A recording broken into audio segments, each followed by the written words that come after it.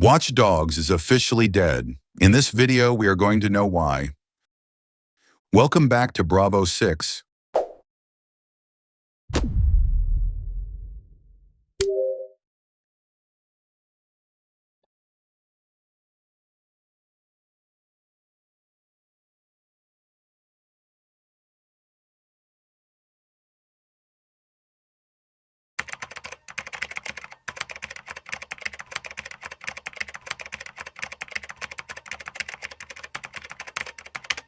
Watch Dogs is officially dead.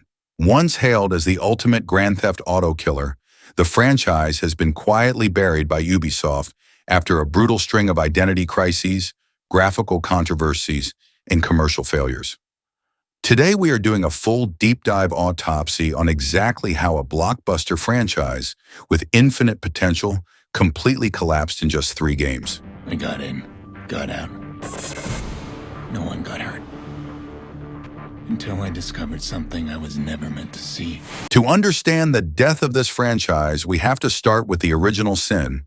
The year is 2012, E3 is in full swing, and Ubisoft drops a gameplay demo that absolutely shatters the internet. The rain-slick streets of Chicago, the hyper-realistic lighting, the trench coat physics, and the revolutionary idea that the entire city is your weapon. You could hack traffic lights to cause massive pileups, intercept phone calls, and manipulate the power grid. It looked like the true arrival of next-generation gaming. But then, 2014 arrived. When the first Watch Dogs finally launched, it brought with it one of the most infamous, trust-destroying controversies in the history of the medium: the massive graphical downgrade. The dynamic lighting was gutted. The dense volumetric fog was gone. PC players literally had to dig into the game's code to find the hidden E3 lighting files that Ubisoft had locked away just to make the game run on older consoles. It left a massive sour taste in the mouth of the gaming community. Furthermore, the game had the absolute misfortune of launching shortly after Grand Theft Auto 5. Players naturally compared the driving physics, the open-world AI, and the shooting mechanics, and Watch Dogs felt incredibly stiff by comparison. However, let us be completely fair. The game still sold incredibly well. It broke records for Ubisoft. And looking back, the protagonist, Aiden Pierce, gave the game a very clear, grounded, and dark identity. Critics slammed him for being a boring, gravel-voiced vigilante back then, but that gritty tone perfectly matched the rain-soaked aesthetic of a digital dystopia. It was a flawed game, but it had a soul. It had a direction. But Ubisoft saw the complaints about the dark tone, and instead of just tweaking the writing, they panicked. They completely threw out the entire aesthetic and identity of the franchise for the sequel. Enter Watch Dogs 2 in 2016. We moved from the grim, corrupt streets of Chicago to the bright, vibrant tech hub of San Francisco. And we traded the brooding vigilante for Marcus Holloway and his crew of youthful, meme-loving, hipster hackers in DedSec. From a pure gameplay perspective, Watch Dogs 2 was actually a massive mechanical improvement. The driving was fixed. The hacking mechanics were infinitely deeper, allowing you to manipulate vehicle steering and drop remote-controlled drones and jumpers into enemy territory. The parkour was incredibly fluid, and the open world felt bright and surprisingly alive. But the narrative tone was an absolute disaster. This is what we call ludonarrative dissonance on steroids. In the cutscenes, Marcus and his friends are just a group of upbeat, anti-establishment nerds trying to expose corporate greed. They are cracking jokes, printing masks, and acting like modern-day Robin Hoods. But the second the cutscene ends, you are pulling out a 3D printed assault rifle and mercilessly gunning down dozens of underpaid security guards in the server room. The transition from happy-go-lucky prankster to cold-blooded mass murderer gave players absolute whiplash. The identity of the franchise was now completely fractured. You had the hardcore fans of the first game alienated by the cringe-worthy, forced internet humor of the second, and you had new players confused by the hyper-violent gameplay loop. Despite reviewing better than the first game, Watch Dogs 2 suffered a massive drop in sales at launch. love to put DedSec behind bars. You're fighting a war no one gives a shit about. You're so aggressive, so indignant. Oh, and there's a warrant out for your arrest. The momentum of the franchise was rapidly cooling off, which brings us to the final fatal mistake: Watch Dogs Legion.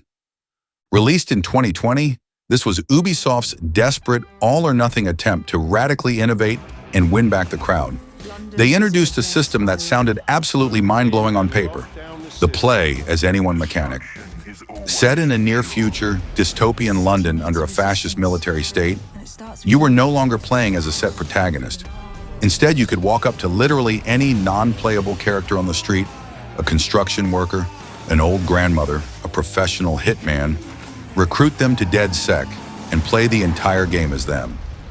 It was a staggering technical marvel, but it completely, utterly destroyed the soul of the game. By making everyone the main character, absolutely no one was the main character. Think about every legendary story-driven game you have ever played. You care about Arthur Morgan, you care about Kratos, you even cared about Aiden Pierce.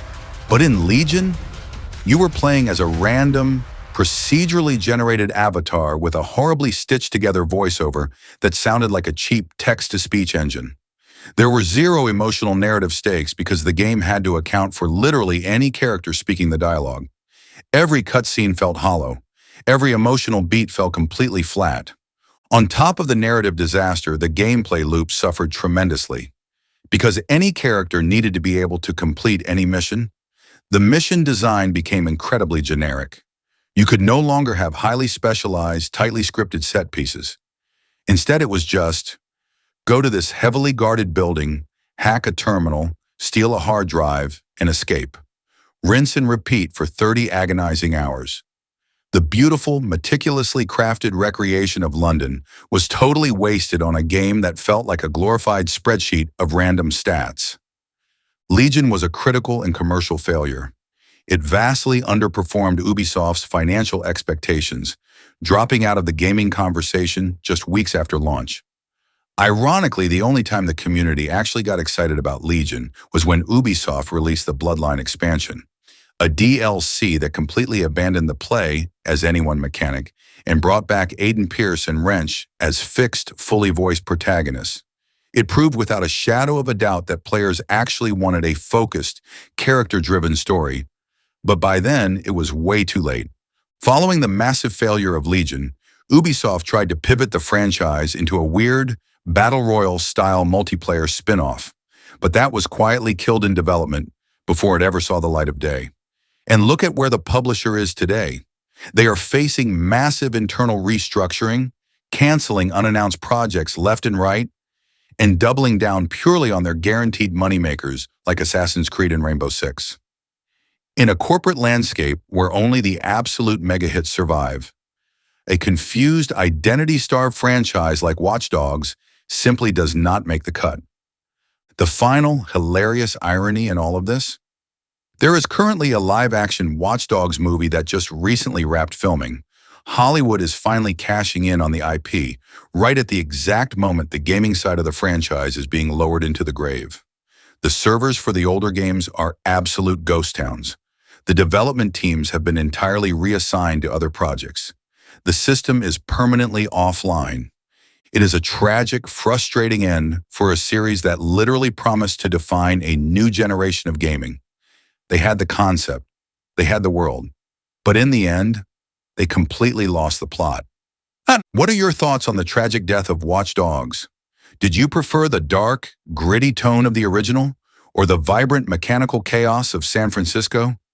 Let me know your thoughts down in the comments section below.